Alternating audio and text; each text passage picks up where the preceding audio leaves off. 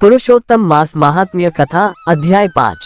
नारद जी बोले, हे महाभाग, हे तपोनिधे। इस प्रकार अधिमास के वचनों को सुनकर हरि ने चरणों के आगे पड़े हुए अधिमास से क्या कहा।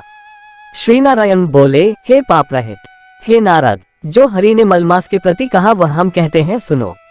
हे मुनिश्रेष्ठ, आप जो सतकथा हमसे पूछते हैं आप धन्य हैं। श्री कृष्ण बोले, हे अर्जुन, बैकुंठ का वृतांत हम तुम्हारे सम्मुख कहते हैं, सुनो। मलमास के मूर्छित हो जाने पर हरि के नेत्र से संकेत पाए हुए गरुड़ मूर्छित मलमास को पंख से हवा करने लगे। हवा लगने पर अधिमास उठकर फिर बोला, हे विभो, यह मुझको नहीं रुचता है। अधिमास बोला, हे जगत को उत्पन्न करने वाले, हे विष्णु, हे जगत पते, मेरी रक्षा करो, रक्षा करो। हे नाथ, मुझ शरण आए कि आज कैसे उपेक्षा कर रहे हैं। इस प्रकार कहकर कांपते हुए घड़ी घड़ी विलाप करते हुए अधिमास से बैकुंठ में रहने वाले ऋषिकेश हरि बोले।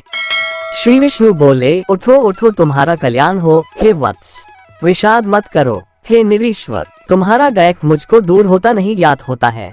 ऐसा कहकर प्रभु मन में सोचकर क्षण भर में उपाय निश्चय करके पुनः अधिमास से मधुसूदन बोले। श्री विष्णु बोले, हे वत्स, योगियों को भी जो दुर्लभ गोलोक है वहाँ मेरे साथ चलो, जहाँ भगवान श्री कृष्ण पुरुषोत्तम ईश्वर रहते हैं। गोपियों के समुदाय के मध्य में स्थित दो भुजा वाले, मुरली को धारण किए हुए, नवीन मेघ के समान श्याम लाल कमल के सदृश नेत्र वाले, शरद पूर्णिमा के चंद्रमा के समान अति सुंदर मुख वाले, करोड़ों कामदेव के लावण्य की मनोहर लीला के धाम, पीताम्बर धारण किए हुए, माला पहने, वनमाला से विभूषित, उत्तम रत्नाभरण धारण किए हुए, प्रेम के भूषण, भक्तों के ऊपर दया करने वाले, चंदन चर्चित सर्वांग, कस्तूरी और केशर से युक्त, वक्षस्थल में श्रीवत्स चिन्ह से शोभित, कौस्तुक मणि से विराजित, श्रेष्ठ से श्रेष्ठ रत्नों के सार से रचित किरीट वाले, कुंडलों से प्रकाशमान, रत्नों के सिंहासन पर बैठे हुए, पार्षदों से घिरे हुए जो हैं, वही पुराण पुरुषोत्तम परब्रह्म है। वे सर्वतंत्र स्वतंत्र हैं, ब्रह्मांड के बीज, सबके आधार, परे से भी परे, निष्पृह निर्विकार, परिपूर्णतम प्रभु, माया से परे, सर्वशक्ति संपन्न, गुणहित, नित्य शरीरी। ऐसे प्रभु जिस गोलोक में रहते हैं वहाँ हम दोनों चलते हैं, वहाँ श्री कृष्णचंद्र तुम्हारा दैक दूर करेंगे। श्री नारायण बोले। ऐसा कहकर अधिमास का हाथ पकड़कर हरि गोलोक को गए। हे मुने, जहाँ पहले के प्रलय के समय में वे अज्ञान रूप महाअंधकार को दूर करने वाले, ज्ञान रूप मार्ग को दिखाने वाले केवल ज्योति स्वरूप थे, जो ज्योति करोड़ों सूर्यों के समान प्रभा वाली, नित्य, असंख्य और विश्व की कारण थी तथा उन स्वेच्छा में विभु की ही वह अतिरेक की चरम सीमा को प्राप्त थी। जिस ज्योति के अंदर ही मनोहर तीन लोक विराजित हैं। हे मुने, उसके ऊपर अविनाशी ब्रह्म की तरह गोलोक विराजित है।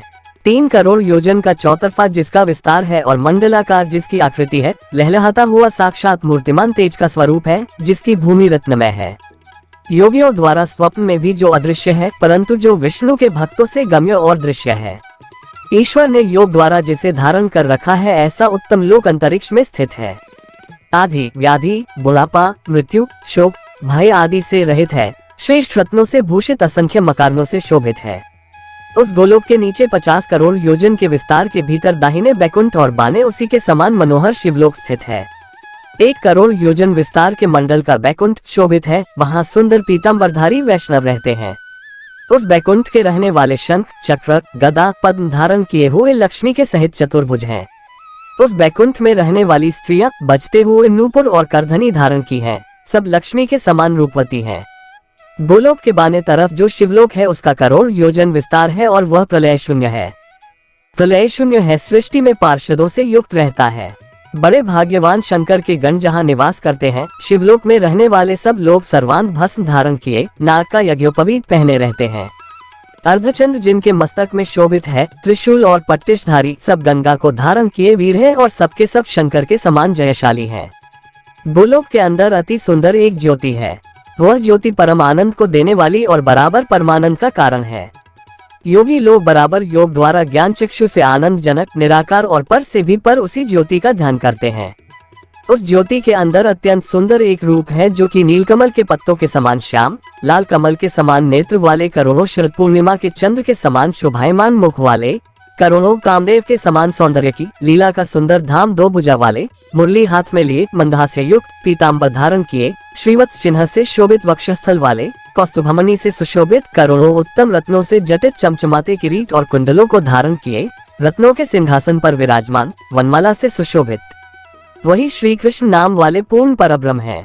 अपनी इच्छा से ही संसार को नचाने वाले, सबके मूल कारण, सबके आधार पर से भी परे छोटी अवस्था वाले, निरंतर गोपेश को धारण किए हुए, करोड़ों पूर्ण चंद्रों की शोभा से संयुक्त, भक्तों के ऊपर दया करने वाले, निष्प्रिय विकार रहित परिपूर्णतम स्वामी रास मंडप के बीच में बैठे हुए, शांत स्वरूप, रास के स्वामी, मंगल स्वरूप, मंगल करने के योग्य, समस्त मंगलों के मंगल, परमानंद के राजा, सत्य रूप, कभी भी नाश न होने वाले, विकार रहित, समस्त सिद्धों के स्वामी, संपूर्ण सिद्धि के स्वरूप, अशेष सिद्धियों के दाता, माया से रहित, ईश्वना गुणहित, नित्य शरीरी, आदि पुरुष, अव्यक्त, अनेक हैं नाम जिनके, अनेकों द्वारा स्तुति किए जाने वाले, नित्य, स्वतंत्र, अद्वितीय, शांत स्वरूप, भक्तों को शांति देने में परायण, ऐसे परमात्मा के स्वरूप को शांति प्रिय, शांत और शांति परायण जो विष्णु भक्त हैं वे ध्यान करते हैं।